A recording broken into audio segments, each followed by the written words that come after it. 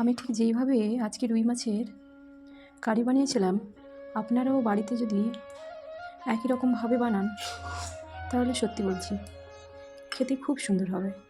সাবাস! আপনি বুঝতেই পারবেন না বাড়িতেও এত সুন্দরভাবে রুই মাছের কারি বানানো যায়। তো চলুন রান্নাটা দেখে নেওয়া যাক।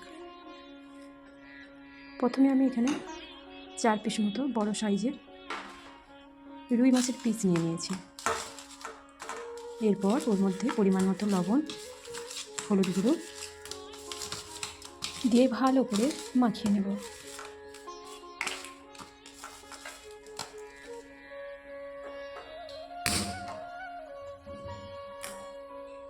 গ্যাস জ্বালিয়ে তাবার মধ্যে পরিমাণ মতো সাদা তেল দিয়ে দেব।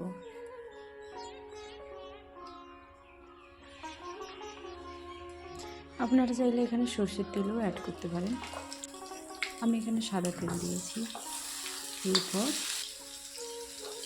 3টে পেঁয়াজ কুচি, 2টো টমেটো কুচি, 3-4টে মতো আদা কুচি, 6-7টা মতো রসুন, 2টো শুকনো লঙ্কা, 6-7টা মতো কাজু আর 3-4টা মতো কাঁচা লঙ্কা দিয়ে এইগুলোকে ভালো করে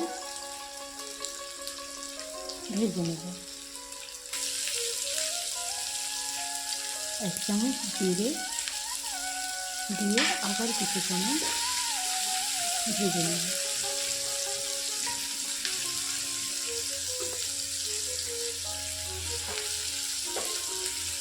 বাস আমার সমস্ত উপকরণ ভাজা হয়ে গেছে। A few minutes later.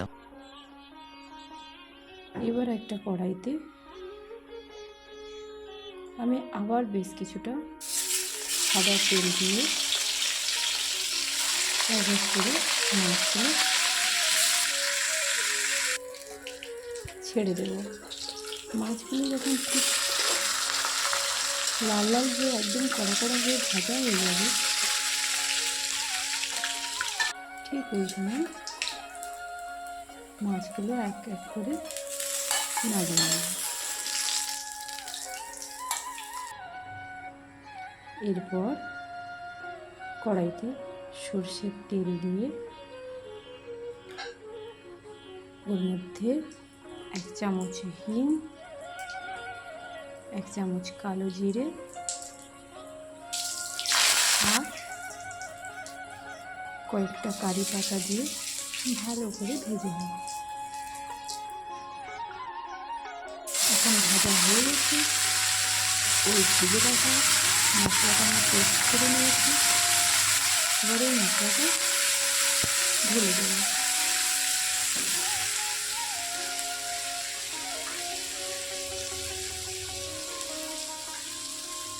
এরপর সামান্য পরিমাণে লবণ, হলুদ গুঁড়ো, লঙ্কা গুঁড়ো দিয়ে আবার ভালো করে মশলাটা কষতে থাকবে।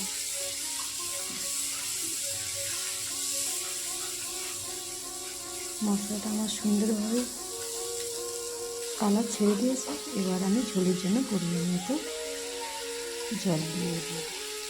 দেওয়ার পর জল ঠিক যখনই ফুটে উঠবে ওই সময় আমি মাছগুলো দিয়ে দেব।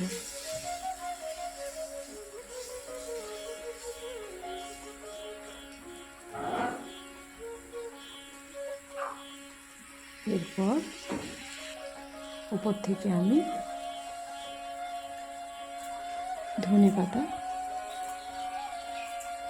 দিয়ে দিয়েছি। এরপর সামান্য পরিমাণে গরম মশলা দিয়ে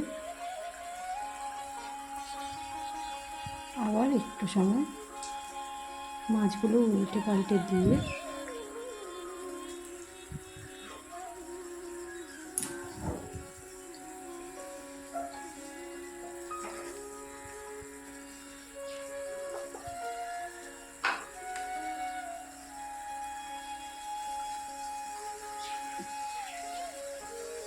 নামিয়ে নিলেই রেডি হয়ে যাবে